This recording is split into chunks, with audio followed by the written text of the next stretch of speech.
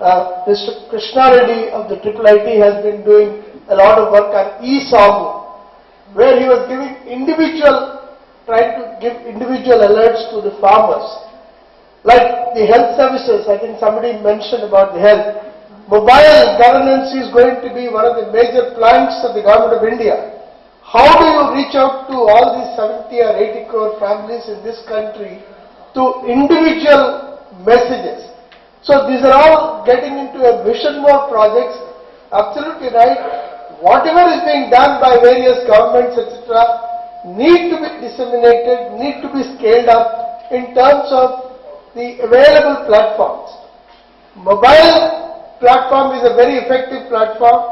A lot of things are being done. If there is any value addition, take it. Otherwise, go by whatever government or government institutions are trying to do that.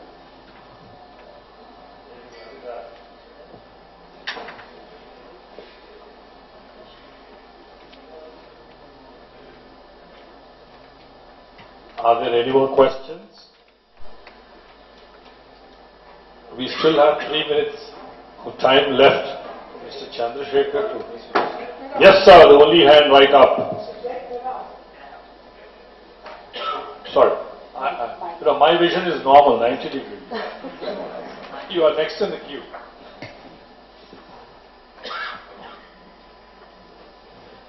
Hello. Dr. Jayanti, you mentioned a lot of things about how weather forecasts can be made. I'll start with a bit of introduction about myself. I'm a consultant with the National E-Governance Division in the Department of IT in Delhi. And it's a wonderful representation, and it would be extremely useful to farmers who's the end user of this software. I'm just trying to understand what are the current challenges in terms of data collection. As you mentioned, one is the refinement of the data or the accuracy of the data. The second is the point that you mentioned was the end result is as good as the initial data that is provided to your software, which ultimately provides analytics and support to the farmer. So what are the challenges in terms of scaling it up or providing good data? If you could just elaborate on the same. So I think I mentioned that for agromet purposes, as far as I know, IMD says they have about 300 agromet stations around the country that are owned and run and looked at by IMD.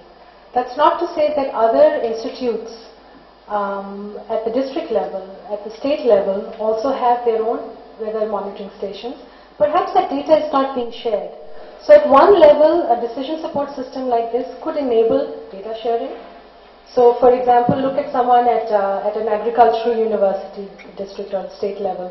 They have their own data and then they get these bulletins from IMD. Can they synthesize it? Will it refine their predictions? That's one thing.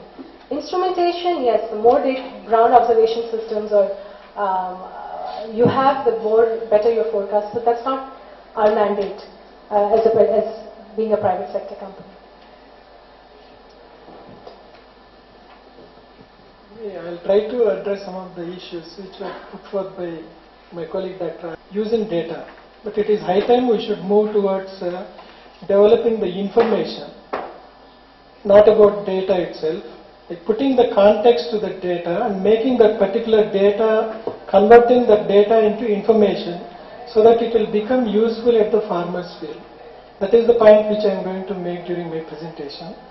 But more than like a weekly forecast, one of the foremost things we should be talking about when it comes to weather forecasting is the seasonal aberrations, which I think NICRA, National Initiative for Climate Resilient Agriculture, is talking about. Like seasonal aberration is something which can be predicted using the weather forecast models. But the point is how does the state agricultural universities and agriculture department make use of that kind of data and information in developing the contingency plans. Like if I'm talking about is like if onset of season gets delayed by 10 or 15 days, what kind of contingency measures should be there in place at the Department of Agriculture level. Let us suppose we recommend what are known as short duration varieties if a season gets delayed by 15 or 20 days. Whether corresponding seed is available as far as short duration varieties are concerned. That is the point which we should be talking about. The weather forecasting data and several models are in place for the last 20 or 25 years. The point which we should be thinking about now, how best we can harness that kind of data and information to develop the viable alternative crop production and cropping systems. That is the point which I will be talking about during my presentation. Thank you. Doing a project, National Optic Fiber Network in Parvada Mandal, Visakhapatnam district. And in fact, agriculture is one subject where we are trying to leverage the internet technology. So just for a second, I'll tell you about NYFN. In Parvada, we have connected all the 15 Gram Panchayats with 100 Mbps broadband connectivity. So the idea is that we have to provide digital access to the citizens in rural areas, wherein they can empower themselves, because till now somebody is they are dependent on somebody for some kind of guidance, support and all. And especially I am also working with the farmers in Parvada area, wherein I am planning for a convergence of various organizations like Manage, Rice Knowledge Management Portal, KVK, Agriculture Department and even IMD Department. Because when I went to the farmers with what kind of needs they have in reality, because the need of a farmer varies with the crop cycle. Before sowing he is more interested in seed, after sowing he is more interested in weather, okay, after harvesting he is more interested in price. So there is a dynamic change in his information needs. And there are various organizations which are trying to give in different piecemeal models. But what really he needs is he has to be self-dependency is what a farmer is expecting. In fact, I am also encouraging farmers to have this internet facility, because we are giving free access to all the farmers in digital knowledge centers. We have set up digital knowledge centers in all the 15 GPs. And we are encouraging farmers to go and access whatever information they want by themselves, because all farmers may not have the same requirement of information. It varies, it depends upon the crop he grows, it depends upon the kind of questions or queries he has. And weather is one of the factor, we also found that it is one of the important factor, because when we analyzed in Parvada, this time Parvada has a deficit rainfall. Okay, and one of the session we have conducted with an expert, all the farmers are mentioning about, because there should be an alternative crop which is a rain-fed area. When rain is not there, they need to look out for alternative crops. And they are actually looking for some kind of weather solutions. Even existing systems are there, but still some kind of gaps exist and there is a need for convergence. And that is the reason I am personally focusing on making farmer to go to the internet, because once you give him a browser and URL, okay, he can learn himself. Most of the tons of knowledge is available on agriculture in the internet, and that too in local language, plenty of knowledge is there. They can, once they are connected to the internet, I think they can solve some of their problems by themselves. Thank you. Good, thank you. I think he is one of the few people I understood very clearly. Probably because I know Parvada, or his English is similar to mine. I think that's about it. We have the next speaker, Mr. Chandrasekhar, ready. Yeah. I think those of you who want some blood circulation in the lower limbs can take a 2 or 3 minute break while he is setting up. It is bound to take 2 minutes. So have a small break. Enriched with 25 years of experience and broad-based knowledge across all 4 aspects of corporate management, business development, corporate IT, implementation and corporate marketing. He is cliented as a senior corporate strategy consultant and advisor of Maclan NAWA Engineers Private Limited, Hyderabad, and also Advanced Communication and Lanco Global System. Sir, I request you kindly.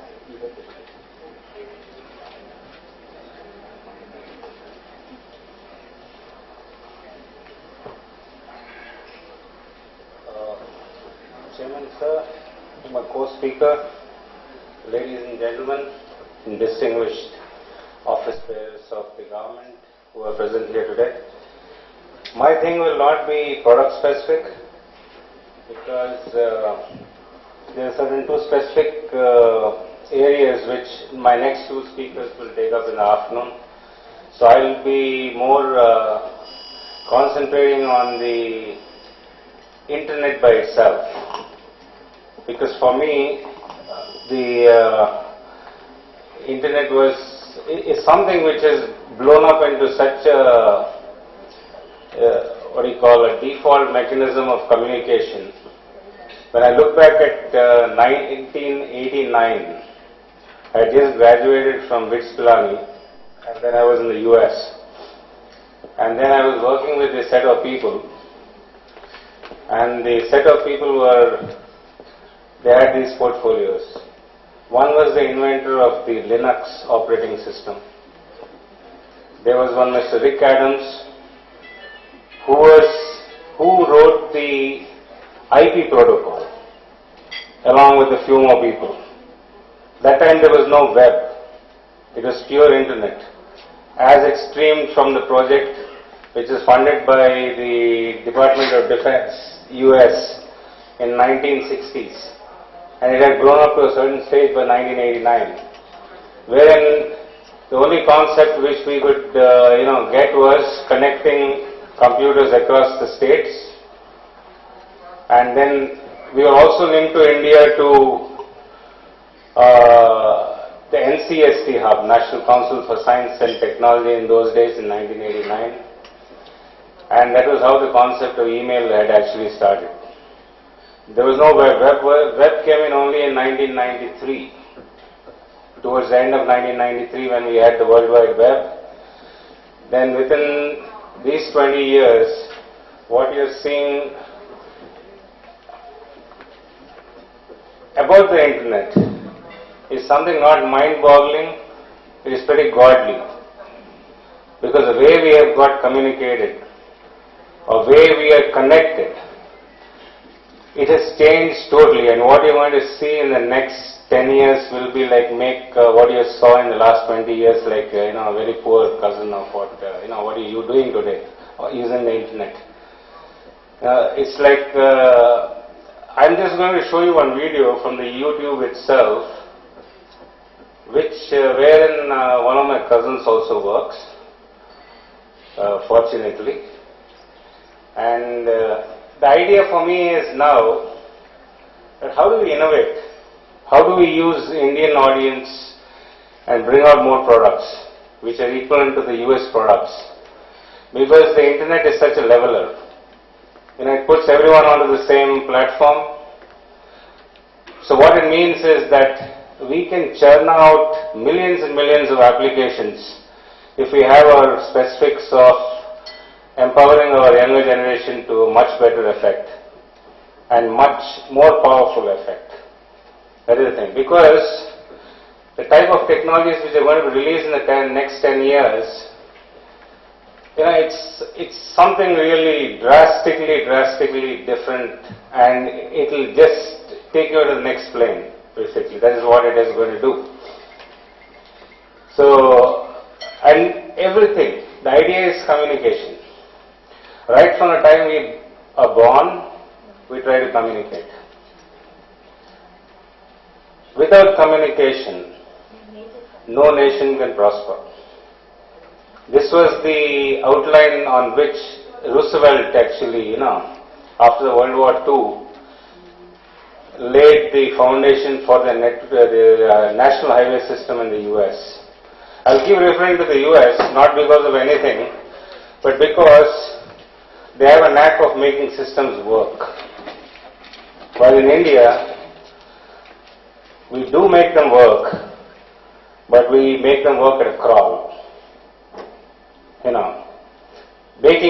Basically not getting that critical leadership quality in to make India the actual under the US since the last 60 years. And everyone has made some contribution or the other. So therefore, it's not a question of it's a question of how do we empower using technology, how do we empower ourselves? E-governance, it has made fantastic strides, but still, we are too vertically down. We are actually bringing down our governance more and more as we go along. Why? Because the concept of using technology for speeding up things is still not realized. The concept of using information, bringing out the business intelligence in that whole thing has to be done by the government to ensure that there is a proper governance structure. Secondly, most important thing is the government announces so many schemes, ticket booking, this booking, that booking, etc., all this stuff. But today, the government has been overtaken by 1,000 portals. Who will do the same thing for you? Ticket booking, air ticket booking, whatnot, all these have been taken over by the private sector. So the government should realize that the G2G focus on e-governance has to be beefed up, and governance has to be flat. Flat means every department shares its data with the other department, so that assimilation of data across the wide spectrum. Sometimes the data needs 4 or 5 decisions before it comes to a conclusion.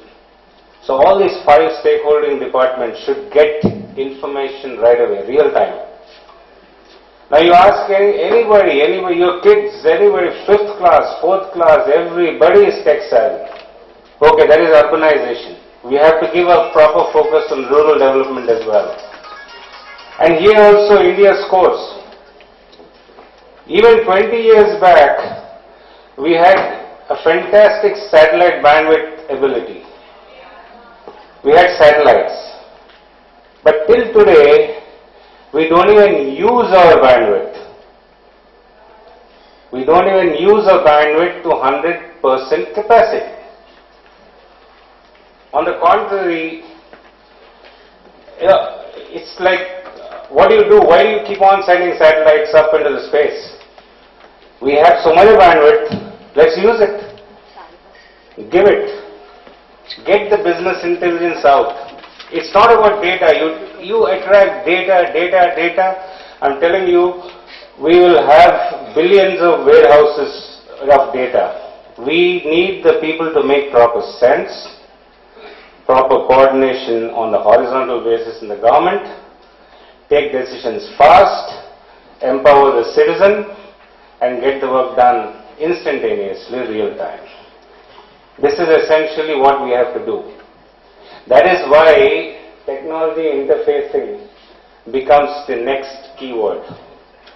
What was a PhD course has now come into engineering courses, the technology interfacing. Everyone needs an interface with technology. I have an iPhone.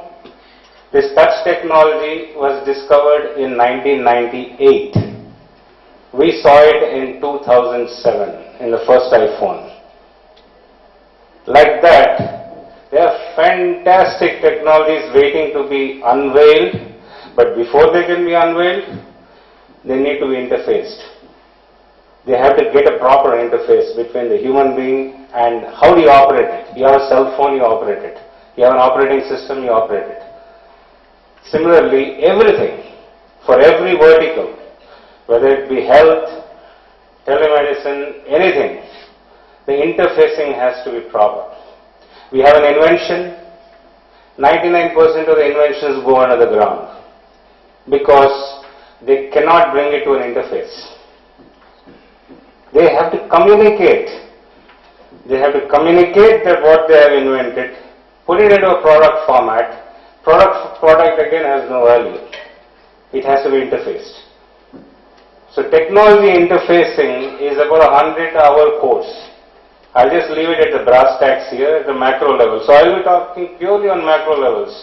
I'm not pitching a product, I'm not pitching anything, I'm only pitching how we should actually go and, in a cohesive manner, and how government systems can actually become more cohesive to the citizens by actually increasing the speed.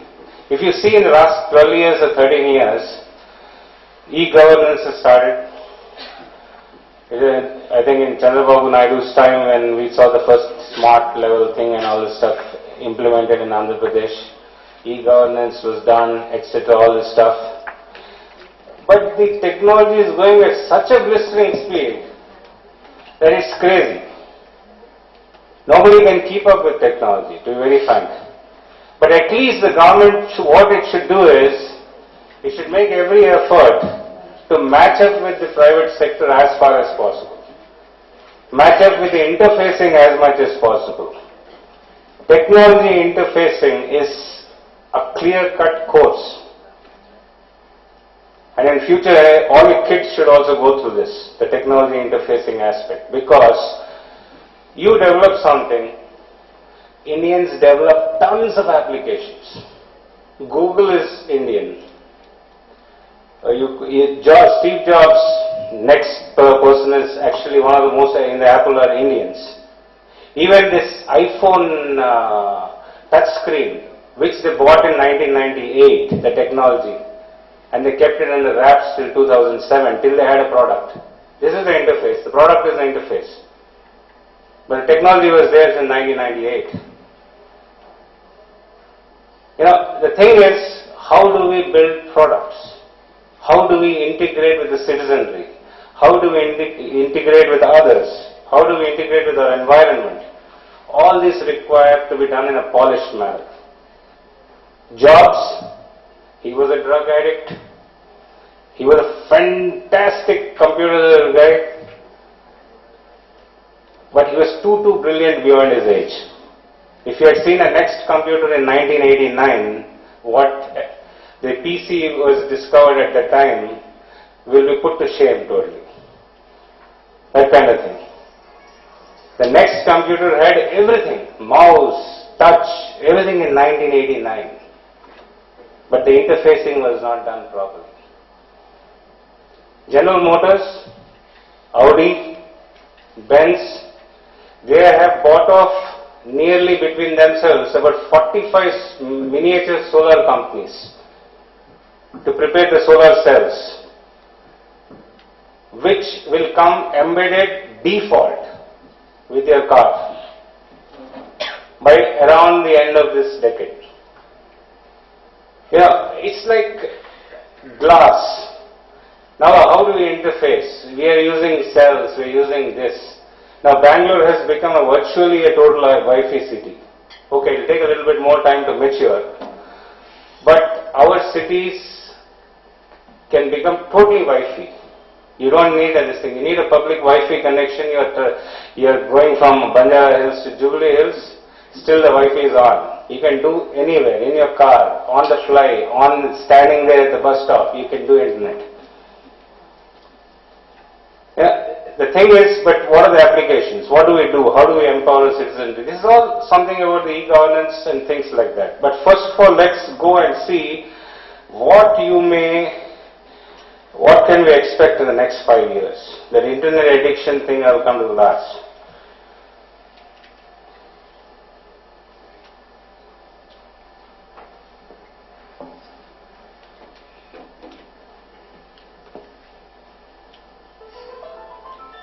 Most of you would have seen this, but still, I like this stuff because this will come out in 2017.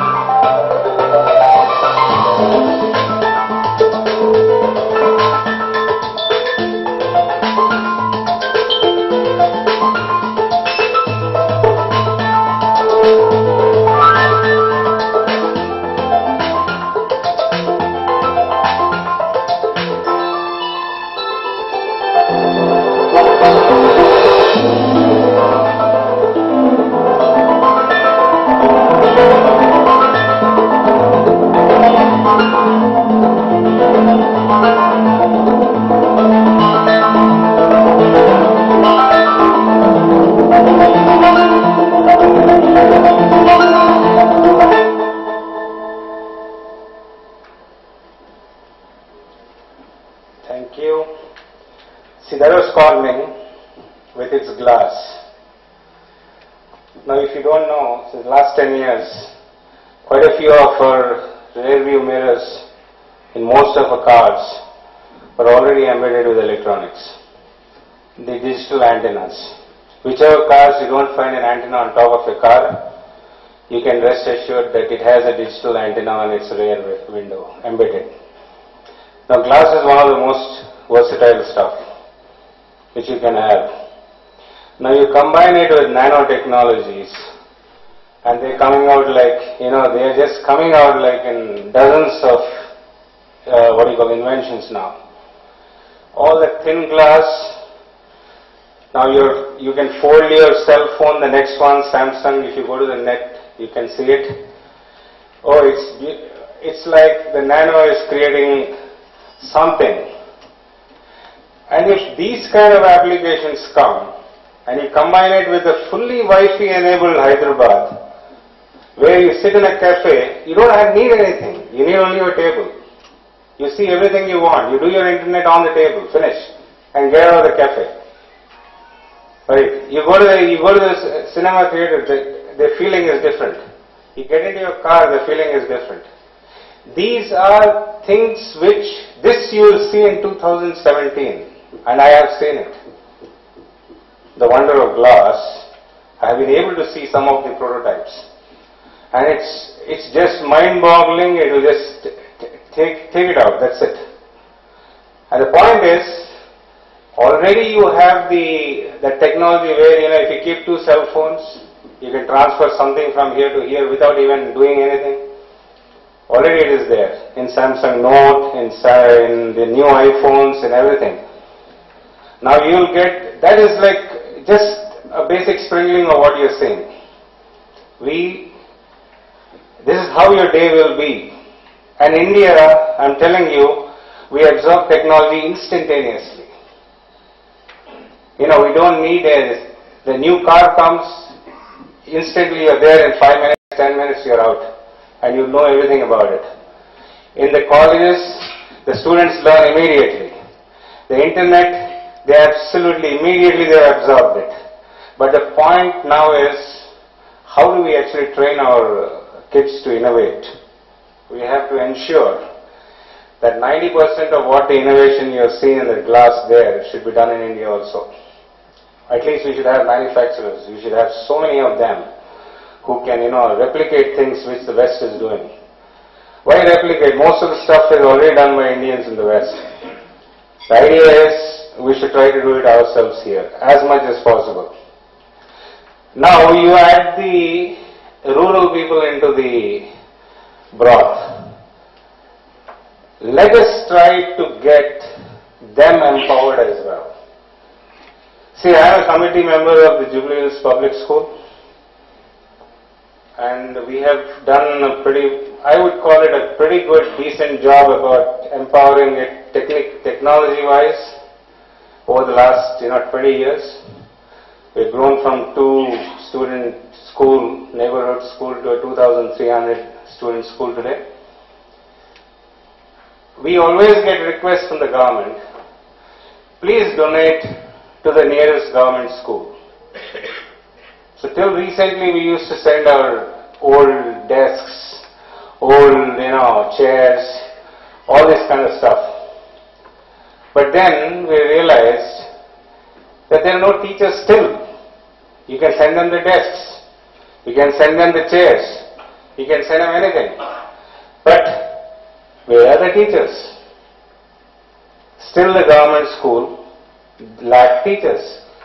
We used to send 10 to 15 lakhs, 20 lakhs worth of donations. All our old computer systems used to go to the government schools, but nobody to use. Nobody there to train them. Nobody there to do this thing. But now, what we realize is, instead of sending them 20 lakh rupees worth of material to that school, send a 1 lakh or 1.5 lakh digital board and set up a studio in our school. Within another 2 or 3 months, we'll have a full broadcast studio in our school, wherein we can broadcast to whatever level you want. We want our teachers to teach them at least to start with. Let's take a start. Teach them the second class, first class, lower KG, upper KG stuff classes remote onto the digital blackboards right away, so that the government, those kids at least try to imbibe some kind of interest, so that they can come to at least 10% or 15% to the level of the urban educated, or let's say high-end school systems and all that stuff. I'm sure that within 10 years, we'll have the full classroom stuff being beamed to them on a continuous basis. Whatever class the teacher is taking in the second class, it is being beamed to that one school. Now it's not one school. Since it is the internet, since it is the technology, since it is the interface, we can beam to all the 23 districts. We can adopt 23 different government schools. We can adopt 46 different government schools. The only thing the government has to do is it has to only regulate. It should not get into the broth. It should allow the private schools, which are of some stature, to adopt. Let us say we adopt schools in all the districts where at least the fiber optic bandwidth is already in place. Let us start off as a pilot and beam whatever the second class student is studying in Jubilee Hills Public School. At that particular hour, we coincide the lecture hour there also in all the other district schools, and beam it to them. There are no teachers. The government schools are in a pathetic state. We have a budget of crores of rupees for the rural education, but there is nothing there. I am saying nothing because, let us again put it like a paradigm, there is something. I am not saying the government has not done anything. But the point is, the government is going too slow. Too slow for comfort. Because the technology is going too fast. And the private sector is somewhere in between to adopt the technology. So the gap between the actual technology and the private sector, there is a big gap. And from the private sector to the government sector, it's a really big gap. That is a real killer for our society. Next 15 years is going to be transformation. Now take the same school. We have tested this out. We had a full-fledged session of our students in the studio with a classroom in Kentucky. And both the students in that class and our class integrated with each other.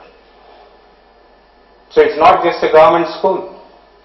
You can integrate with anyone. You can integrate with countries in the third world.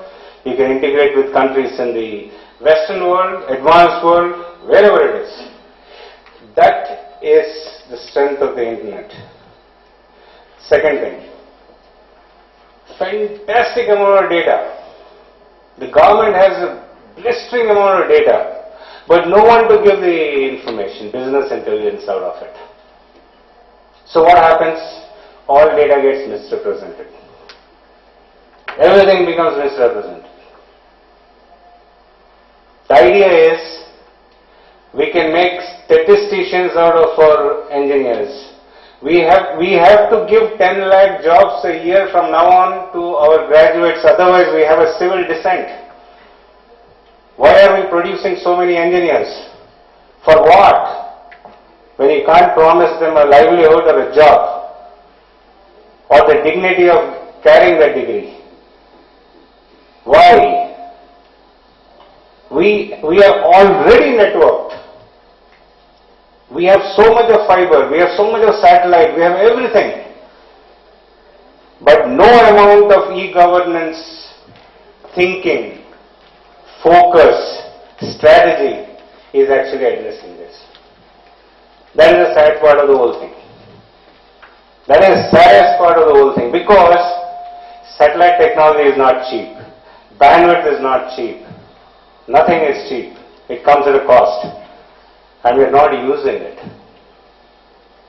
That's the problem. we have to really take it upon ourselves, considering the single fact that more than 65% of our population is going to be below 35 years, their aspirations are going to be world, that is, sky is the limit. They won't wait for an answer. Our previous two generations were from the bullock carts to the Marutis to the some kind of today. Fine, no problem. But the next 10-15 years, it's going to be mind-boggling, I'm telling you. You've got to see the nano applications in some of the labs.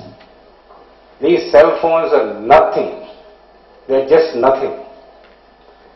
That's why we call this resource zapping. Please remember this word, because in another 1 or 2 years, this will also creep into our technical vocabulary. We have to zap. What is zapping? Bringing someone into our control. What is resource zapping?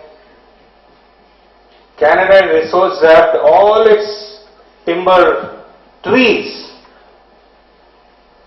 15 years back. Not a single poaching incident has happened till today. Then the GPS locators used to cost, at least each one used to cost not less than $25 if you buy in bulk. Today, if you buy in 1 million pieces of GPS, it costs you 25 cents. Less than 25 cents, 2 cents, 3 cents. Chinese will give you for 3-4 cents. I'm telling you, you zap all your sandalwood trees, and there is no level of Veerappans or anybody will exist anymore. You will know where the heck the timber has gone to, which truck is carrying it. That is the thing.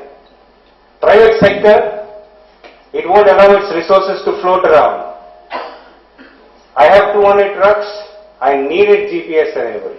Because I need to, that's my property, on the road somewhere, it's cost me. I have to take care of it. On which road from Vizag to Chennai is, on which milestone it is there, I need to know it. Truck number 20, where is it? The police department instantly will know where the sandalwood is going, on which truck. Crime enforcement. From 2025, US is prescribing that every baby born in the US is resource zapped. They will embed something into them, into the baby. Trust me, your baby will never be lost. Even if the baby grows up to say 70-year-old person. Resource zapping, they want it. Why? Because the moment they resource zap, they know how much is a citizen in our country are there. How much do they eat, depending on their patterns. 70 years to 80 years, how much intake will they take? Instantly Excel sheet comes out with how much food grains we need for this country, for this thing. They are all standard software stuff which Indians maybe learn in their mother's wombs by default. Because maths is the default stuff for us. It's nothing. It's not rocket science as well. It's only application. That's why interfaces come into picture. Interfacing something which you have developed is the most critical part of the entire rolling out of a product. Because an interface has to be so good that the public should be, immediately they should pick it up. That kind of stuff. Now resource zapping, that's what I'm telling you. You can do resource zapping for inanimate objects. You can do resource zapping for animate objects. You can do resource zapping for even human beings. That is what you have to do. Today we talked about going to the Mars. 160,000 people have already enrolled for going to Mars. And everything will be beamed live on the internet. Till the time they reach, it will be like a daily Big Boss reality show. Right? By the time they reach Mars, they are live before us. And broadcast purely through internet. Google has come out with this Google Glass. So many people have come out with so many things. The point is it's becoming so difficult to even track gadgets. That is the point. Now this is something what I mean by, I have tons of data here which I will pass it on to you. Provided, you people please give your emails to SIPS. Some SIPS volunteer here. Please keep yourself registered. I'll send you pretty much, I'll put it in a database so it becomes easy for me to send it to you anytime. Anything new comes up, I'll send it. Whether you read it or not, you read it. That's it. No problem. That kind of stuff. Now, internet has become a default communication channel. And it is growing by leaps and bounds. Bandwidth is growing by leaps and bounds.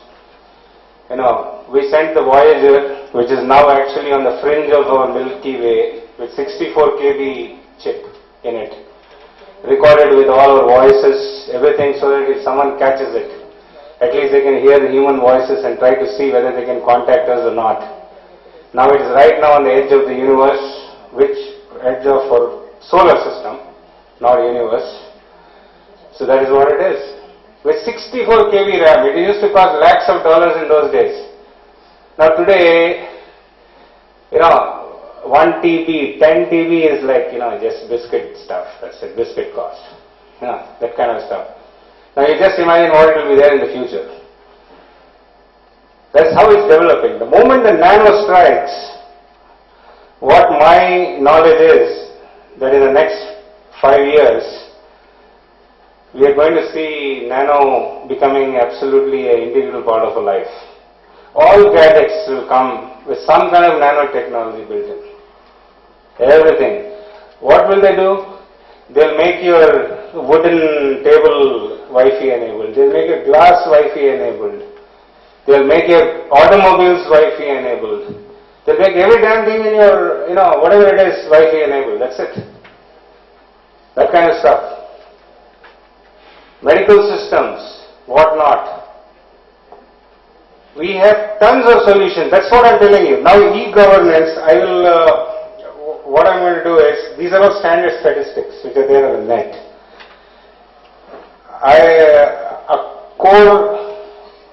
Let's say, I give consultancy to 4 areas. One is pharma, one is manufacturing, finance, IT. So these 4 areas I have some relationships with 4 different companies. I provide my information to them. I bring in a lot of information from the net. I bring a lot of information from my relatives, from my friends, whoever it is.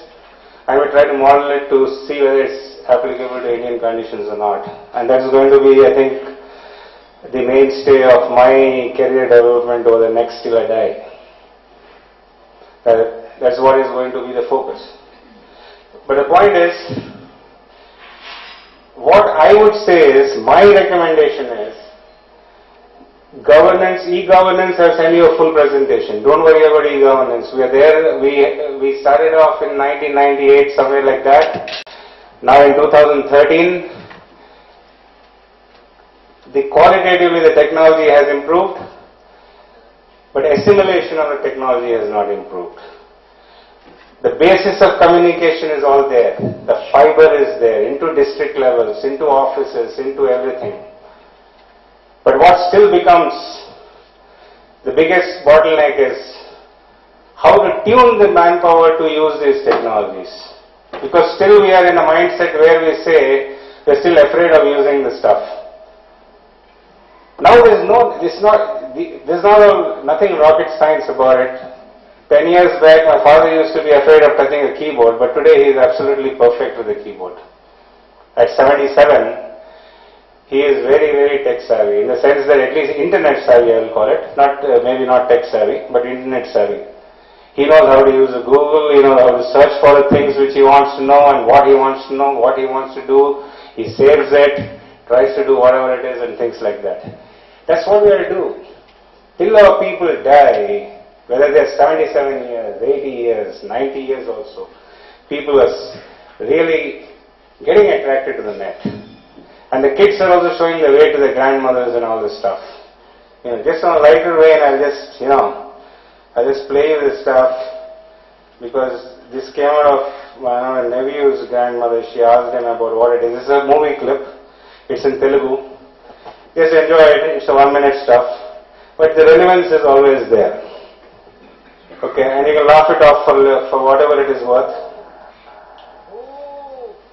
Dream! Clean! Dhanalakshmi! Mahalakshmi! Satyalakshmi! ఎక్కడున్నావమ్మా? దొరకవా? నేను పట్టుకోలేననుకుంటున్నావా? ఎక్కేస్తా. గూగుల్లోకి వెళ్ళి వెక్కేస్తా.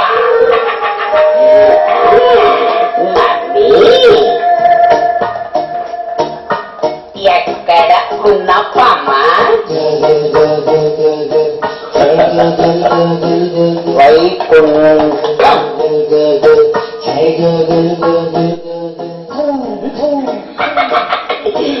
లక్ష్మీదేవి స్వామి, వాడు నన్ను పట్టుకునేందుకు ప్రయత్నిస్తున్నాడు స్వామి. నన్ను Google చేయించున్నాడు. Padmakshi, మనం సృష్టించిన ఈ విశ్వం ఎంత, అందులో ఆ భూమి ఎంత, వాడెంత, వాడి గూగుల్ ఎంత? మనం గూగుల్ చేసిన వాడు దొరకాలి కానీ వాడు గూగుల్ చేసిన మనం దొరకము Lakshmi. So even grandmothers are asking about how do you use it? Can I talk to God? They play the Vinayak Chavti, they play the Vinayak Chavti thing on the side, and then they pray and things like that and whatnot. It's all changed. The whole way of how people behave, do whatever it is. See, the thing is, now we come to the actual point. Yeah, please.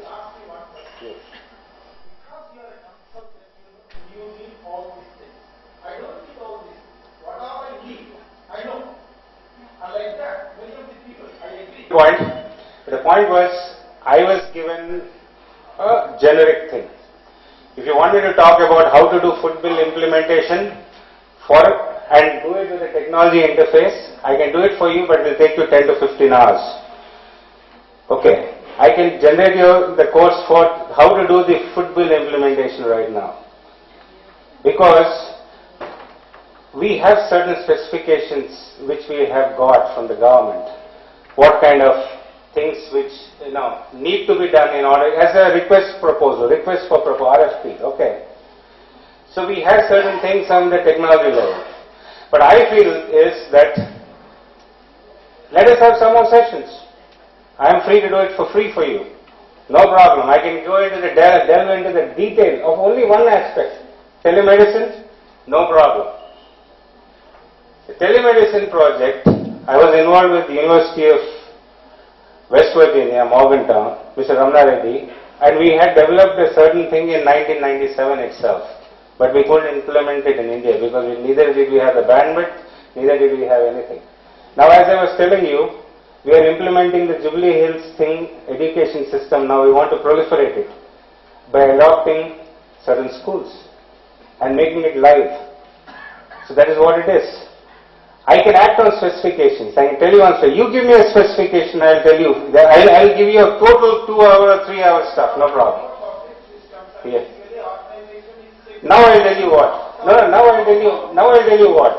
What I want to make a point is that the G2G systems, the data which we have, the government to government and government to citizen, are not coming up to the level which the citizens need to have.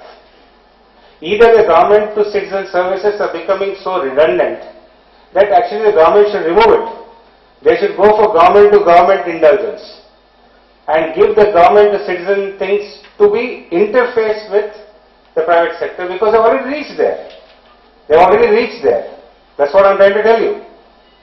What I'm trying to say is, with respect to the internet and the e-governance system, I'm not going into the e-governance system because I have the the Institute of Public Enterprise Administration, Dr. Mishra's presentation. You have so much of matter on the net. You have everything. But the point what I'm requesting, because there's so many government officials here, that what I would suggest is that as a youngster, I would like the government to please go horizontal, not departmental by departmental vertical. Because it's neither going to help the delivery system, nor is it going to help the future generations to accept anything from the government as service. That's what I'm telling you. An enforcement system mixed with income tax, customs, ports, port security, everything combined becomes the horizontal system. You just can't give income tax data to income tax department only. You can't give the ports data only to ports data, immigration data only to immigration. You have to have a lateral thinking. E-governance is what I'm trying to say. We have spent more than 1 lakh or 2 lakhs, 3 lakh crores worth of thing for the last 15 years, but still we don't utilize our satellite capacity. Since a lot of public governance people are in this audience today, I would like to request that please make it horizontal, focus on G2G applications, while leave the G2C application to the private sector, because even though the technology speed is here, private sector is here. At least, if the government is here. The gap is so much.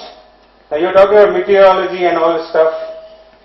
I have some applications which I will show you. That's why I'm telling you, please leave your email. I will send you some material which is something really mind-boggling. That is what it is. So anyway, I don't want to take out a generic, this is a generic presentation, please. Please take this as a generic presentation, because if you see these are the 4 things which the government has introduced in the last few months. Cash transfers, Aadhaar card project, Aadhaar card integration to social projects, food bill implementation. And you have the base infrastructure of internet ready. How are we going to implement these? Each one of them can be taken up as a case study. I have the specifications for the food bill implementation. How do we go about actually technology interfacing? My topic is technology interfacing, the use of technology interfacing. If you can't interface the technology, why is it not successful? Not because the government didn't lack the resources, sorry. They had everything going, but the interfacing with the citizen is slow. That is the reason why I want to say that please focus on technology interfacing. And I'm telling you, this is already a course in PhD systems. In the near future, very near, what near future? Immediately, you will have this, you have to go for this course. Why is the course called mechatronics there now? My older generation people don't even understand what mechatronics is. Mechatronics engineering. About half a dozen colleges in India are giving mechatronics engineering. Why do they feel the relevance of mechatronics? Because more and more mechanical objects are being controlled by electronics, embedded electronics. So the student learns mechanical, electronics and computer science. You have a drone bombing out about 15-20 Taliban people in Afghanistan, but it is all controlled, nothing, no pilot, no nothing, everything. It's all software written, GPS fitted, everything is done. And I'm telling you, drones are being designed by students in engineering colleges in India now. The first mechatronics batches which came out last year, everyone has been absorbed by foreign defense contractors. People who build armaments, people who want software, people who want remote control, people who want robotics. But the point is, e-governance, these 4 things, has a lot of rural implication. I'm telling you again, someone was telling about the Vizag thing, it's so commendable. 100 Mbps is there in the entire district. But is anybody monitoring delivery system? How many applications are being monitored there? Can't it run simultaneously 5-6 applications for the citizens? Can't it run 10 applications for the citizens? Who gives the design for these systems to run? That is the thing. The point what I am trying to again emphasize again is, we have to now empower e-governance to the next level. How do we empower? We have to make G2G, government to government system, robust. The government has to do that. Citizens can't do it. Then, government to citizens. Wherever the regulation is more than 70% required by the government on the citizen, those services should become instantaneously robust. Aadhaar card. Where do we stand on the Aadhaar card? Only 10% of the population is now, not even 10% is other, this thing right now. And we talk about e-governance. That is the thing. Okay, thank you, Chandrasekhar Garu. I think I've already crossed my brief. Yeah, it doesn't really And matter. the time. You linked it to our reality, the Aadhaar card. We have the Aadhaar numbers but no cards. Thanks to internet, I know my Aadhaar number and I hopefully will get the subsidy for LPG. Thank you. Some of us are a little antediluvian, so we won't be able to understand. That's not your fault. That's our fault. But you also scared us with how our future will be. I hope the conning fellows do not transform my way of life. Thank you very much. We do not have much time for... Okay, we'll give it up right now. And hope to see you people again on a real, as our gentleman there has requested, on a singular topic. Anyway, this is only the beginning. Your association with SIPS is only beginning. We have one question.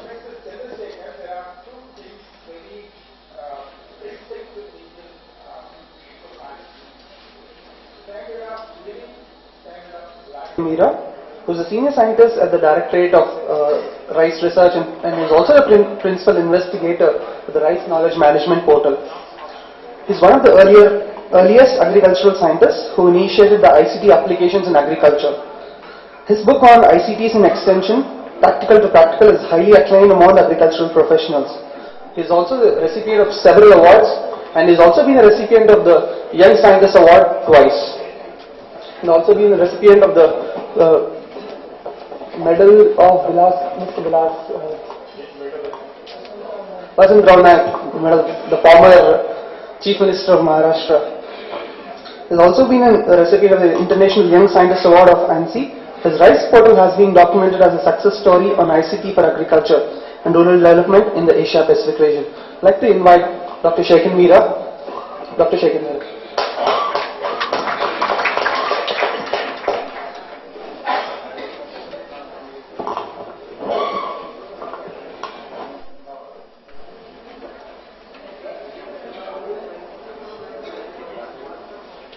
Good afternoon. It's very difficult to speak about rice knowledge after having sumptuous rice outside.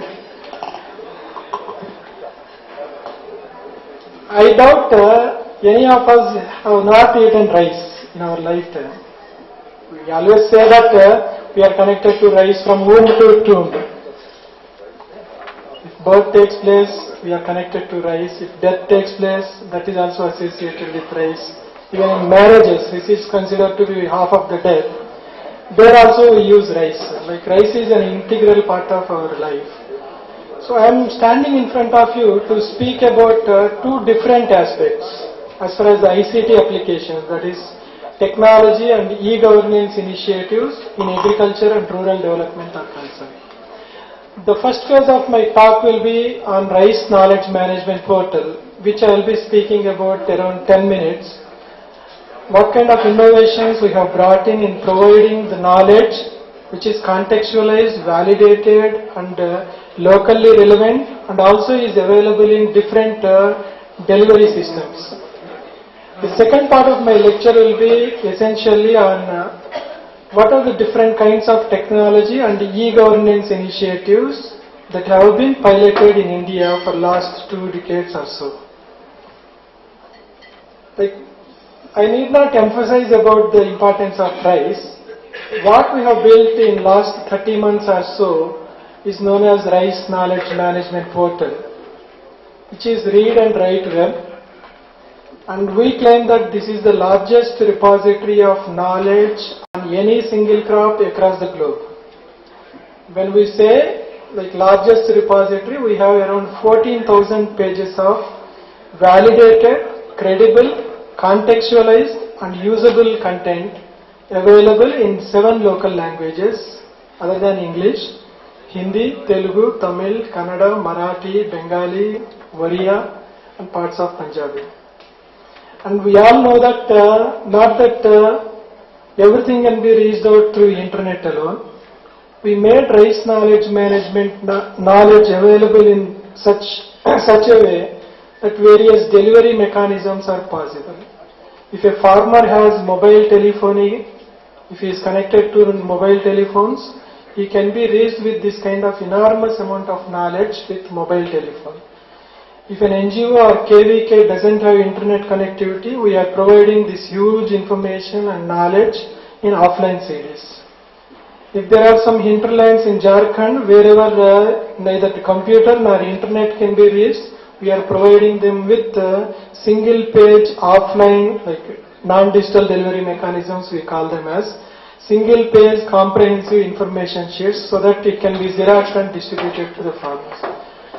If someone doesn't want to read the text, we have around 6,000 minutes of audio available on various rice production, protection, harvest and post-harvest technologies.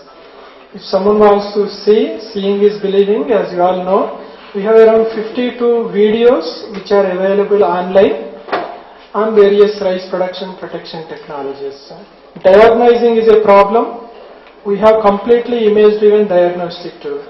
Marketing is a problem. We have 2 platforms for the sake of rice farmers of the country. One is for exports and imports. As you all know, like there are around 21 major rice importing countries from India.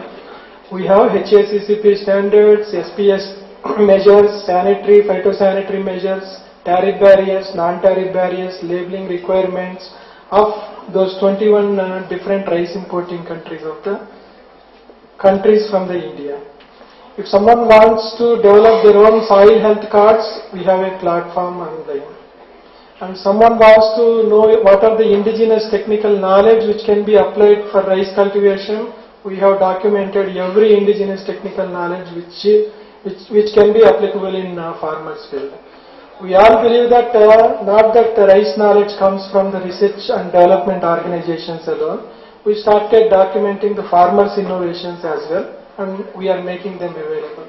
Weeds are a problem, we have image-driven weed information system. Like any problem which affect the rice production of the country is made available in one of the domains of Rice Knowledge Management Portal. If a rice policy maker wants, what have been the trends in rice area production productivity up to district level for last 50 years, we made them available online in GIS map interfaces. Like what could be done to enhance, let us suppose Mahbubnagar district, from 72 to 82 to 2012, what has been the trend in area of rice cultivation in that particular district? We have that available. And what measures should be taken as a policy maker to enhance the productivity of rice in that particular district? We have that kind of data available online. The point which I am trying to make is in last 30 months or so, we could develop a huge repository of knowledge, information and data. There is a difference between all these things as I was mentioning. If someone wants to know about the market prices, we index it to AgMarkNet, wherever 3500 regulated market yards rice price is updated on day-to-day basis, we are making that available. Like that we have got different platforms for the sake of different stakeholders. The point which we are making is various organizations which are involved in development of rice data, information and knowledge they will have a single platform wherein which every stakeholder and individual can have this level playing field for enhancing the productivity at farm level and production at macro level. So you can log on at www.rkmp.co.in. This is in nutshell about RKMP, which has 27,000 data sets of research related information. Whatever rice research is conducted for last 50 years or so is documented and is made available. Whatever a rice researcher wants, the information is available under different platforms. For extension workers, whether he is a public sector or private sector extension worker, the rice knowledge data information is made available. Like Kisan call centers, 11,000 questions which were asked on rice have been documented and the answers have been documented, and we started building the capacity of Kisan call center level 1 executives so that next time when a call comes on rice, the level 1 executives can themselves answer the rice related queries instead of escalating that particular call to level 2 or level 3 organizations. And we have all this knowledge available in 7 local languages. And if a household wife wants to know what is the best rice recipe and what are the nutritive values of different rice recipes, we made that kind of information available. And trade know-how, as I was mentioning, and GIS maps for the policymakers. And we have also made available around the 18 e-learning courses for KVK functionaries, State Department officials, and the scientists, rice scientists, around 700 rice scientists working across the country. This is in nutshell about what we have done on Rice Knowledge Management Portal. Since the audience is very generic and they would like to know about what kind of e-governance and technology innovations have been happening in the front of agriculture and rural development, I try to devote most of my presentation on technology and e-governance initiatives in agriculture and rural development in general. There's no point talking about rice all the time. And we all know that agriculture is not as simple as was pursued by the technocrats or by the bureaucrats. Agriculture is really complex endeavor. And the ICT applications which were initiated by IT experts have tried to oversimplify the concepts of agriculture over the last 15 years or 20 years. However, we should acknowledge that the most of the ICT, e-governance or technology innovations have not come from Indian Council of Agriculture Research, my mother institute. Rather, they came from the civil society organizations and the technocrats like you people. But the thing is, don't quote me, agriculture scientists are good in pointing out the finger, something goes wrong, but they don't invent themselves or they don't innovate themselves. We are very cautious and laggards in that sense.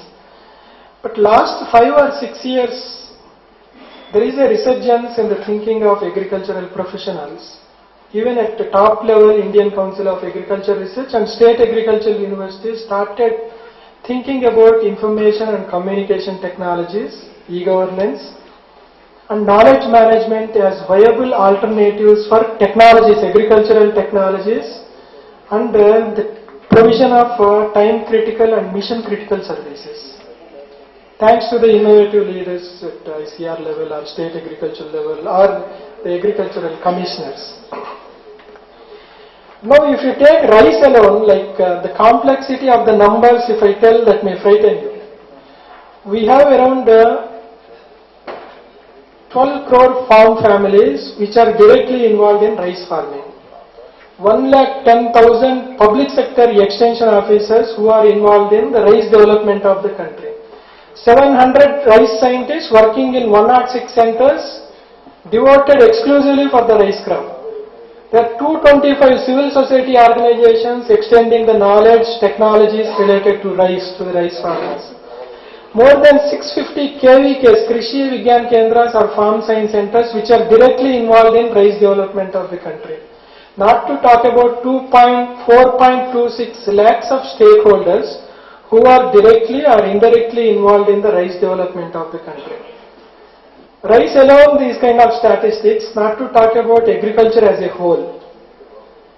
When we talk about technology solutions and e-governance solutions, always we should keep in our mind the complexities in which the agriculture is being dealt with. The second thing is the complex nature of various organizations which are involved in the development of agriculture.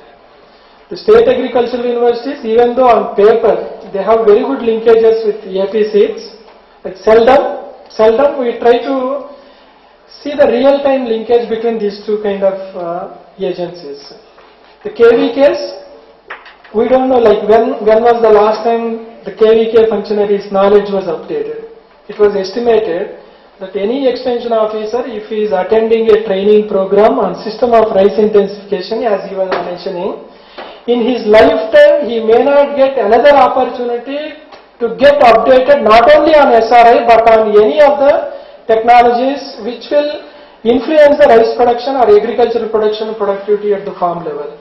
If this is the kind of situation where technology and e-governance options can be seen as viable alternatives for the agriculture development of the country. And knowledge provision is only a part of agricultural development. We have time critical services.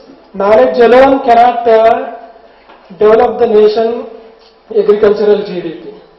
Knowledge should be embedded with time critical services, mission critical services. Where are those credit institutions, whether they can be linked up with this kind of e-governance initiatives. APCs, like I can provide, as I was mentioning, I can provide best of the solutions on paper or online by telling that, okay, if your season gets delayed by 15 days, go for short duration varieties. Whether I am giving the sufficient response time to the APCs agency to develop the seed of the particular short duration rice variety or agriculture variety, that is a different matter. What kind of real-time knowledge sharing or the service provision can we think of when it comes to e-governance initiatives in agriculture is concerned? That is the point number one. And there are inherent vulnerabilities when it comes to Indian farming, and instantaneous responses are required. Like ICTs, yes, we cannot heat chips or like nanotechnology. Certainly at the end of the day on my dining table I wish to have rice, if not Hyderabadi biryani. If that is the case, how best we can transform how best we can harness the technological advancements as was put forth by one of my earlier speakers for the betterment of our society which is agriculturally dependent. These are the complexities, and on the other hand, we have like a poor farmer waiting for latest knowledge on agricultural production practices. The recent National Sample Survey Organization says these are the agricultural sources of information for a farmer.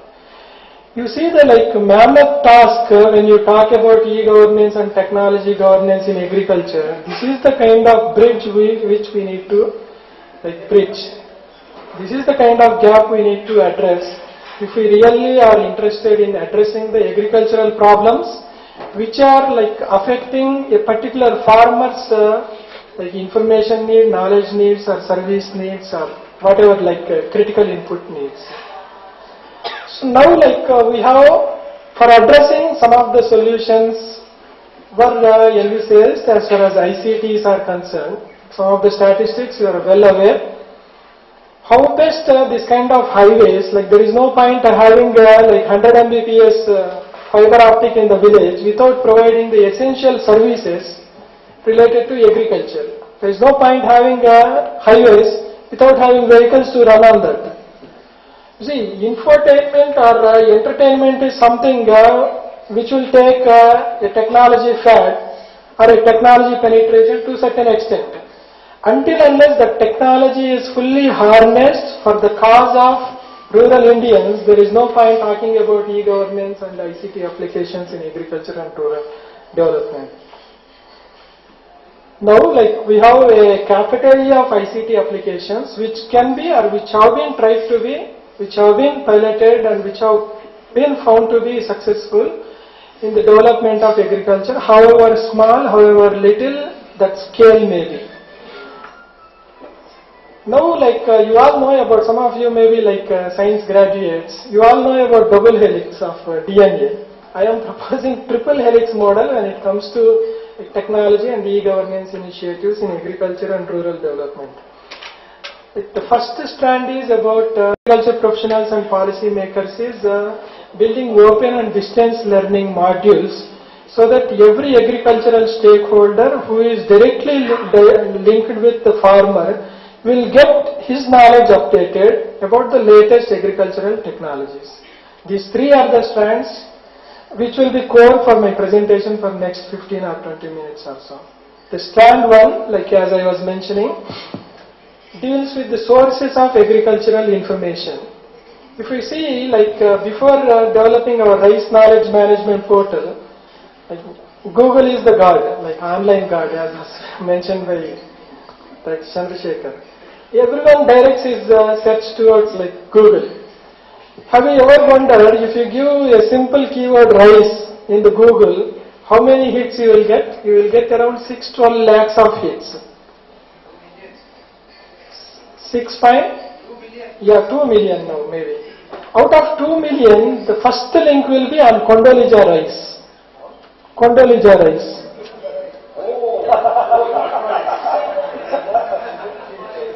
When an IPS officer who may not be knowing much about the rice technologies, when he can relate the Kondolija rice is not actually rice crop, what to talk about agriculture professionals? That means Google doesn't understand that Kondolija rice and rice crop are different things. We need to build the repositories which will understand the agriculture terminology. The Krishnahamsa, for suppose, is one of the most recommended varieties of Mahbubnagar or southern Telangana region. When you search for Krishnahamsa, either you will get about Lord Krishna or Hamsa, the devotional imaginary bird, which will. Now it is high time that agricultural repositories and the servers understand the agricultural terminology. So we have built for rice using 2773 terms. We tagged everything and we made the portal semantically enabled. Next time when you search Andhra Pradesh Krishnahamsa, you will not get Lord Krishna, but you will get for sure that Krishnahamsa has a variety of rice recommended for southern Telangana, which will have 115 days duration, which will give around 5 tons per hectare, but in Telugu language. That is the kind of complexity which we should be addressing. Now this we have done for India only for rice. However best an effort, the efforts may be of ICR or State Agricultural University for building similar kind of comprehensive information knowledge portals for rest of the crops. I don't know, the policy makers are really like having that kind of policy support in their mind. The point which I am trying to make is, it is high time that agricultural technologies or agriculture scientists may be focusing on developing simple portals, but to make that applicable at the farmer's field, linking that with a lot of other services, it is high time that bureaucrats like you start thinking about this kind of policy interventions, so that the ultimate objective of all these stakeholders will be met. The second stand, which is major chunk of my presentation, will be on different models which have been in vogue as far as technology, e-governance in agriculture and rural development are concerned. We have different initiatives. It is said that around 3,500 pilot initiatives have been introduced in Indian context as far as ICTs in agriculture is concerned. And India is hub for different models of e-governance and technology innovations as far as agriculture is concerned. Some of them came from government, some of them came from cooperative society like Varna Wide Village Project, some of them came from best of the examples private sector, ITC's e-Chopal or iKisan or Mahindra Samriddhi. Some technical institutes like IIT Kanpur or IIITM Kerala, they came out with very good concept of Kisan, which is one of the integrated and innovative models which is adopted by Kerala government. Dairy, simple interventions. We need not talk about hi-fi technologies when it comes to agricultural development. Automated milk collection centers which were introduced by Amul Anand Milk Union Limited, way back in 99, have made lot of tremendous improvement in the livelihoods of millions of dairy farmers. You all know how dairy milk is collected. Milk collection centers will be there, farmers will go there and they will just give 2 liters or 3 liters of their milk. Now the quality will be tested and the price will be determined based on the fat content, simple. Like when a farmer goes and he will not get to know how much amount will be fetched for the 2 liters milk which he is going to supply. So he needs to wait 2 or 3 days for getting that milk tested in one of those laboratories of Amul, and corresponding amount will be multiplied and she or he will get to know the amount which he will receive or she will receive. Now automated milk collection centers enabled every dairy farmer to get to know what is the fat content and how much amount he will get. And one printout of the receipt will come, and the back side of the receipt, one best management practice for their livelihood is printed, that's all. So over a period of couple of years, every dairy farmer is touched with 50 most time critical, mission critical information which is needed by a dairy farmer. This kind of interventions we need to be synthesized, we need to synthesize and we need to integrate so that a viable alternative at nation level, state level, block level and village level would be possible. And Aqua Chowpal and web-based question answer forum like AA Aqua of IIT Bombay, almost all questions answered, and blended. Some of the Krishi Vigyan Kendras try to provide the services which is in an integrated way. The third one is like open and distance learning modules or e-learning in agriculture. There are some of the examples maybe like OPAPA of Philippines and MAPSU of Maharashtra like Fisheries University, VASAT, Virtual Academy for Semi-Arid Tropics, and in Rice Knowledge Management Portal also. We try to provide the learning support, e-learning support opportunities for the extension or agricultural officers. So having said that, how to take this kind of knowledge, time, mission critical services and the learning of providing the learning opportunities to public sector or private sector agricultural officers is the moot point. There is no point talking about a particular repository which will deliver its knowledge or services only in a single format. Like if you are talking about some repository which is available only online, you are doing away with millions of other agriculture stakeholders who do not have internet connectivity. If you are only talking about mobile telephony, you are doing away with the do-how skills and many other like complex agriculture technology transfer. If you are discussing about like simplistic community radio, you are doing away with many other like know-hows and do-hows. The point which I am trying to make is the technology and e-governance initiatives in agriculture in near future should focus on multiple delivery mechanisms, focusing on the key strengths of different ICT tools.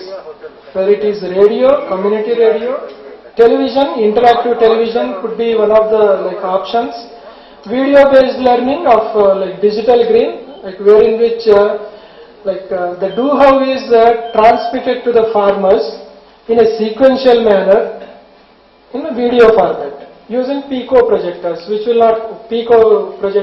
not cost more than 15,000, 16,000 rupees. And smart devices. People may think that okay, smart devices to farmers may be an ambitious thing, but other day I was speaking about Rice Knowledge Management Portal to one of the groups in West Godavari on the invitation of Joint Director.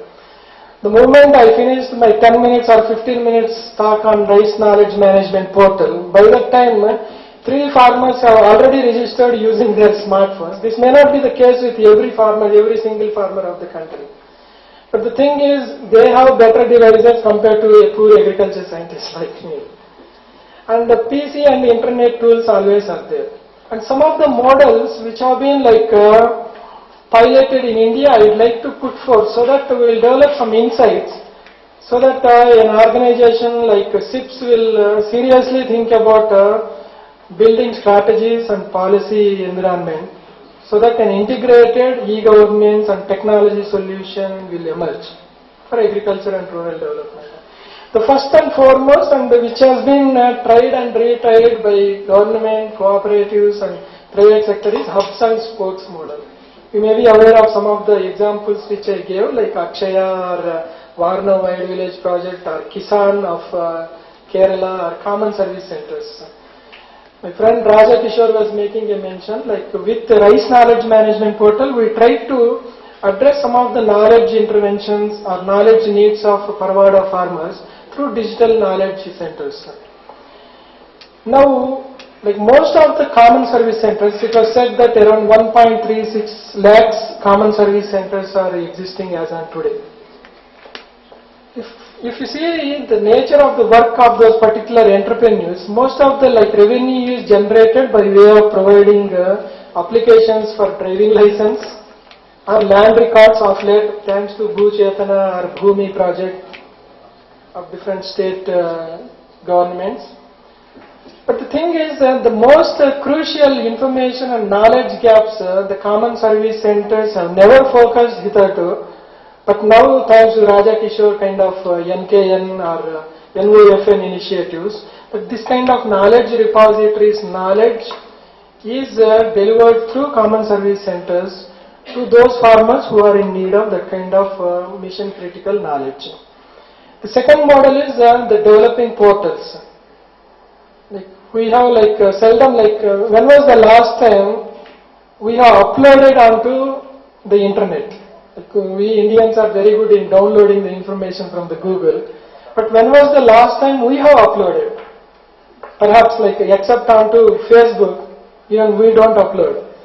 The point which I am trying to make is, in the absence of uploading the credible information from the agricultural professionals, somewhere else someone who is in need of agricultural information is downloading the agricultural information which is not uploaded by agriculture professional, but by a freelance journalist or some private firm or someone who is nothing to do with agriculture as a profession. That means by not uploading, we are doing two things. First thing is we are depriving the credible information to the farmers. Second thing is we are allowing those farmers to download the information which is not authenticated and suitable to this particular area. That is the kind of interventions which are required. Now, thanks to RKMP effort and many other crops started building the portals. And at the state department level, we have AgriSnet. Our AP AgriSnet is doing very good. But the thing is, how best we can contextualize that kind of agriculture knowledge so that for every agro ecosystem, the knowledge is delivered to the farmers, which is readily applicable. For example, instead of giving the recommendations in terms of nitrogen, phosphorus and potash, which we do generally, this is high time we should be giving the recommendations in terms of urea, DAP, SSP. These are the small interventions. But agriculture professionals tend to complicate the things. Whenever they get to face any farmer's query, they will try to complicate the things and they will try to escape that. So it is high time that simplify the knowledge and make that applicable. There is no point giving the academic information online. And third one is RKMP example which I was giving, and problem solving. Easier said than done. The Kisan Call Center Initiative 1800-180-1551. But what is the response time? Maximum response time for getting a query answered is 7 minutes. If a level 1 executive, most probably an agriculture graduate, he may not be knowing everything about agriculture, but he receives a call, whether he tries to give the right answer or he tries to escalate that to level 2 center. Level 2 center means DRR, Directorate of Rice Research or Agricultural University. Most of the time that particular agricultural expert may not be sitting on his table. So even though if he is picking up the call, he has to talk to concerned expert, entomology, pathology, agronomy, lot of experts will be there. And it will take hell lot of time to spot that particular expert. And getting him connected to the call for which a farmer is waiting for more than 5 minutes, by the time the farmer makes that particular expert understand the context in which that question being posed, 7 minutes will be over and call will get hung up. These are the kind of operational difficulties which we should overcome. What we try to do, at least for RICE, is we try to build the capacity of Kisan call center executives. Like 11,000 questions we analyzed, and everything which is probably asked, which can be probably asked on RICE is made available, so that if they are opening rkmp.co.in, it is likely that they are going to answer most of the RICE related questions. How about other crops? How about livestock? Or how about animal husbandry? Those kind of things needs to be addressed and institutionalized. And the much talked about one is mobile telephony. We have lots of examples on ground. But the thing is, there are some limitations. Like Tata consultancy services came out with what is known as M-Krishi. And lot of like Kisan, IKSL, IFCO Kisan Sanchar Limited. The thing is, even it was like one of the analysis which we have made, 80% of the farmers do not understand how to express a particular symptom which he is observing in his field over 4. Not to talk about diagnosing the problem and giving the like solutions online. For which in RICE Knowledge Management Portal we have built one online platform, made it offline, and one mobile application is available on Android, which gives 90% accurate results as far as pest and disease diagnostics are concerned. Not in terms of text. If you are seeing something, you compare that image with the image which is there online, offline, or in your mobile apps. Completely image-driven diagnostic tool we could build. But can we expect this kind of diagnostic tool in handheld devices so that every farmer, without describing the symptoms, he can compare with what he is looking at his field, what are the symptoms he is finding in his field, comparing that with one online, offline or Android-based mobile app images, and then coming out with a particular solution, whether it is prophylactic or control measures or management. Those are the things, like gone are the days, now we relish the success stories of ICT applications. Do I have 5 minutes, sir? 5-10 minutes? Actually, I have 2 minutes, but since you started late, yeah. 12 minutes. Thank you. 12 minutes is something good. And community radio is not much explored about. Like community radio has very good potential. As a visiting researcher to IRRI, I was assigned some job of analyzing community radios of Bangladesh. I went there and tremendous work has been done as far as community radios are concerned for agricultural development. The most essential part of community radio is the content, knowledge and service delivery is done locally. So the most of the knowledge which is shared across the community radio of 50 kilometers radius is locally highly relevant. And the third thing is highly credible. People perceive that as most credible information. Why? Because his fellow farmer is talking about a new technology. It's not Sheikh Mira from DRR talking about a new technology.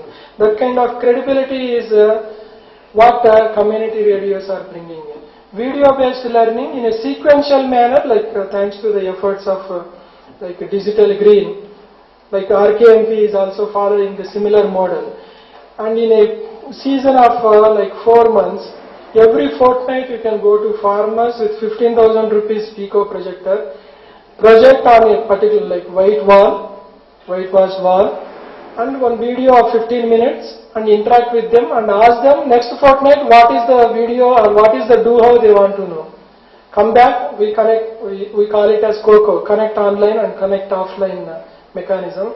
Come back to RKMP kind of repository, download the relevant video, take it to farmer. Think about this kind of 8 videos in a sequential manner instead of dumping whole lot of 14,000 pages on him, on a farmer. It will make tremendous impact on the livelihoods of farmers.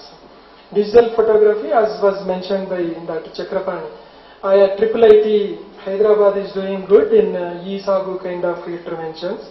The point is again, how best we can enhance, synergize all these efforts and enhance the institutionalizing mechanism as far as technology, e-governance is concerned.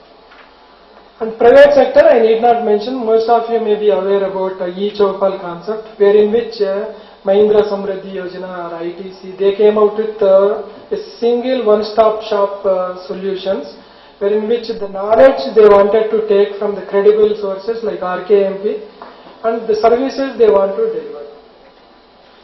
And apart from whatever is directly applicable in the field, we have some facilitation tools, like whether it is GIS or remote sensing or proper decision making or credit institutions providing the credit online. You all know the problems of tenancy rights or agricultural farming. So how best we can facilitate? Some of the examples I tried to give. It's not that providing agriculture information and a simple service will enhance the agricultural productivity. It should be supported by the service time critical, mission critical services. Land records per suppose, whether it is Bhu Chetana or Bhu Rekha or Bhu Bharati, they are all trying to provide the most essential land records, which is in turn connected to the credit institutions. The second support should come from multi-layer decision making, whether it is using GIS map interfaces, so that if you see like Bihar flood-prone districts, if a policy maker gets to see this one, immediately he can be in touch with an institute like DRR. On a real-time basis, they can decide that yes, if it is rice cultivating area, Swarna Sub-1 is one variety which should be recommended. Corresponding AP seeds or seed agencies should be communicated on real-time basis that yes, this is Swarna Sub-1 is recommended for these regions and this is the demand, so that the seed is produced and made available at the farmer's doorsteps through cooperatives or any other means. So entrepreneurship is something like toehold. I try to give example like Kolhapuri chappals were sold in Australia, US and Europe thanks to a simple website. Like you can have details on that, like toehold.com. Now simply I will take a couple of minutes. How best we can institutionalize all these efforts so that at nation level, state level, district level and village level, the synergies are harvested. Unfortunately, the ICT applications in agriculture in India or rural development in India have a lot of synergy as is shown in the slide. And simple like at nation level what could be done, at state level I gave a small write-up. Maybe SIPS, it is high time that they should engage a lot of key players and they can pilot in an integrated way this kind of framework in Andhra Pradesh or in some other state, so that a viable alternative is projected for the betterment of livelihoods of farmers. This is in a nutshell about whatever I wanted to say. And finally, like we should be talking about whatever we speak about at national level, state level or block level, ultimately the farmer will be reached through various sources of information or various channels. How best we can bring in all these key players together so that there is a symmetry and also there is a synergy in whatever we speak about, and there is no ambiguity. Why? Because multiple sources of information again will create lot of confusion. And now like it is high time we should be focusing on people, why, process why, technology why, organizational framework why. This is in nutshell about various technology and e-governance initiatives. It is, as was mentioned, like we are very good in as islands of wisdom. But when it comes to synergizing the efforts, cutting across our mandate restrictions, it is a real challenge. Technology like semantically enabled like portal building was seen as very ambitious project by agriculture professionals. But the thing is, technology is not a problem as far as agricultural technology solutions are concerned. Nor is the infrastructure. We have a lot of mobile telephony, information kiosks or various other multiple delivery mechanisms. The problem is with the people and organizations. Now, how to bring these people and organizations which are devoted for agricultural and rural development and also make them understand the potential of ICTs and e-governance initiatives and how best they can leverage their strengths and how best they can overcome the weakness by collaborating with other organizations. this is the way forward for SIPs or for agriculture university or an institute like ours. Thank you very much. Now it has one inherent limitation, which is it is not resistant. It is susceptible to bacterial leaf blight. If you see in Nandyala area, Kurnool area, most of the Andhra area, wherever BPT 5204, Samba Masuri is cultivated, BLB is a problem. Now we inserted one small gene which will enable Samba Masuri to have tolerance against BLB, which we call it as improved Samba Masuri. Same is the case with Pusa Basmati 1 also. A lot of things. GMOs are I hope what I eat is not GMOs. So don't. Thank you. Yes, sir. Sir. So, what my questions are, my friends have posed the questions. So, what doctor has already replied. We are already working with a lot of extension machinery. As during one of your points you raised, the Adarsh Raitus are also working in the village. We are trying to update the knowledge of the farmer in the village itself. With the help of this type of machinery, we are using our AgriSmith. You have already told you in your lecture. We have got other scientific connectivity on that university also, call centers. Even then, our farmer requires, the illiterate farmer requires a ready-made knowledge. Though we have tried to expose the sample with the help of a cell phone to the scientist, he was unable to expose it. Even then, we have equipped our agricultural officers to go to the, even our agriculture officer may not be fully aware of the, either it is a BPH or a blast or DLP. He may not be able to identify the disease. Once again, it is exposed to the scientist. It is the scientist who will correctly diagnose it and he will suggest the recommendations. So this system already we are working, but it's not successful. I'm sure about this one.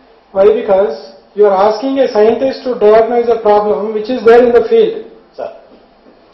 See, I cannot envision every agriculture officer, even an Adarsh Raitu or a farmer can diagnose his problem if only images are given, not the text. Symptom, if I say spindle shaped, brown color layers. I am not believing a scientist. Once again I am telling you that our people are unable to expose the symptoms properly to the scientist. Yes. How a poor farmer can expose it? It is still under learning stage. At least you say, take this offline CD, sir, to the field. At least for rice we are assuring with more than 95% accuracy. Yeah. And your Joint Director West Godavari, in Rabi 2013-14, he is piloting entire knowledge capsules which are available on RKMP. Yeah. So one more thing, sir, with the help of IFCO, just now we have shown it. We have introduced this caller tune system. We are passing on the messages to the other Raitus and most of the farmers connected to our AgriSmith system. So this is one of the communication method we are following. Even then we require a lot of knowledge. As our good friend, one of my friends has exposed about the rodent problem. It's a community-based problem. Yes. All the farmers in that area, they will have to go for communication. As you pointed out, aluminum phosphate is the best chemical, but it should be on a community basis. If an individual farmer adopts it, it will not be a success. It requires a lot of knowledge still. Yes. Though we have communicated a lot of knowledge to the farmers, still it requires. One more thing, lastly I request you, doctor, will you please put some light on this SRI system and SMSRI. We have introduced this transplanters, we have introduced this one to reduce the cost and time in plantation of paddy, rice. It is gaining popularity. We have distributed about 100 transplanters on subsidy basis. So like that, in your DRR also there was a lot of work done on this rice transplanters. Even in these conditions also, rice transplanters are gaining popularity and we have changed its terminology SMSRI, slightly modified SRI. Recently we conducted, anyway, please. We are talking about 4 or 5 pages of 14,000 pages which are available online. Let us explore what is available. By the way, like last 30 seconds, sir. This is alternative. No, like this, whatever is relevant, what is relevant to you, SMSRI is there. Slightly modified SRI. We have around 8 video clips exclusively available online. If you want offline CD, we have. The point which I am trying to make is, like you said, there are a lot of other problems and knowledge needs. Everything we try to make available and contextualize. We are only discussing few of them. I really value the concerns, and point I am trying to make is everything is available. Kindly log on. If it is not available, you can also upload. It is not Web 1.0 standard. Web 2.0, anyone can upload or share their experiences also. Why don't you share? It is also possible. By the way, like last one is alternative uses of like mobile telephone in agriculture. This is one of the examples is like Airtel is working on one model in Maharashtra for grapes and other. This is activating sprinkler irrigation using mobile telephone. That is one photograph which I wanted to share. Thank you. Thank you, Dr. Deva. You generated a lot of interest because most of us, genetically speaking, are from the farming community. We still have the vestiges of the farmer, and we share these anxieties. So I think we would go to the next. Can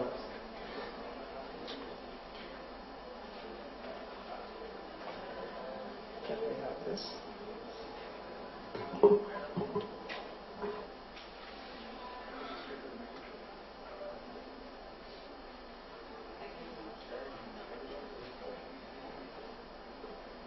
Thank you so much, sir, for such a comprehensive presentation on ICT in agriculture with special reference to rice. Before moving on to the next session, I'd like to welcome Sri P. Srinivas Reddy and Dr. A. Sai Baba Gao to kindly occupy the stage. Let me introduce the speaker for our next session, which is on technology enhanced learning by Dr. Jayanti Ravi. Dr. Jayanti Ravi has worked as the Commissioner of School Education, Commissioner of Higher Education, Chairperson of the State Board of Secondary Education, and is currently the Commissioner of Technical Education in Gujarat. She has a master's degree in nuclear physics and PhD in technology enhanced education from Amherst University of Baroda. She has been a column writer with Frontline and is a performing vocalist in Indian music. She has published papers in... Yes. She has published papers in international journals. She has authored case studies from IIM Ahmedabad. Her book on transforming higher education develops a multiversity model conceptualized and designed by her.